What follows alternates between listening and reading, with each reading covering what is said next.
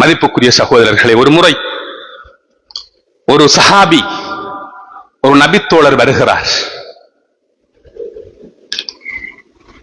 வந்து நாயகம் ஸல்லல்லாஹு அலைஹி வஸல்லம் அவர்களிடம் சொல்லுகிறார், அல்லாஹ்வின் தூதரே, என்னிடம் செல்வம் இருக்கின்றது, எனக்கு குழந்தைகளும் இருக்கிறார்கள். எனது தந்தை என்னுடைய செல்வத்திலிருந்து எனக்கு தெரியாமல் எடுத்துக் கொள்கிறார் என்று முறைப்பாடு செய்கிறார்.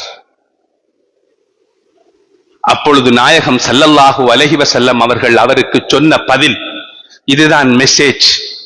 மிக கவனமாக சிந்தியுங்கள்.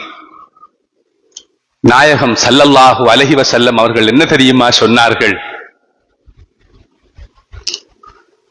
நீயும் உனது செல்வமும் உனது தந்தைக்கு சொந்தம் என்று சொன்னார்கள். சகோதரர்களே, எங்களது எல்லாமே எங்களது தந்தைக்கு சொந்தம். எனவே தந்தை என்றால் யார், அவர் இருக்க வேண்டிய இடம் என்ன, அவரை எந்த இடத்தில் வைத்திருக்கின்றோம் என்று சிந்தியுங்கள். பல தந்தையர்கள் மௌனமாகிவிட்டார்கள். பலரை சந்திக்க கிடைத்திருக்கின்றது. எங்களுக்கு எங்களது தந்தை ஒரு மிக பெரும் ரோல் மாடல். அவர் எப்படியாக இருந்தாலும் சரி, அவர் எந்த நிலையில் இருந்தாலும் சரி, அவர் எனக்கு தந்தை. அவருடைய பொருத்தத்தில் தான் எனது ரப்புடைய பொருத்தம் இருக்கிறது. அவ்வளவுதான், அதை தவிர வேறு ஒன்றுமே கிடையாது.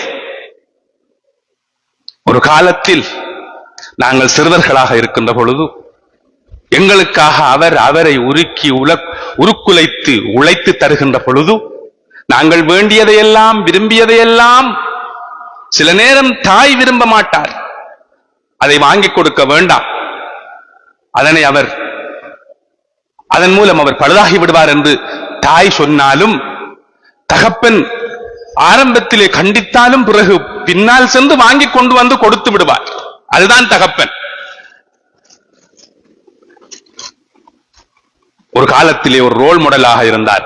தந்தையுடைய குரல், அவரது கம்பீர குரலை நாங்கள் கடும் ஆழமாக ரசித்திருக்கிறோம். அப்படி இருந்த பல தந்தையர்கள் இன்று மௌனிகளாகிவிட்டார்கள்.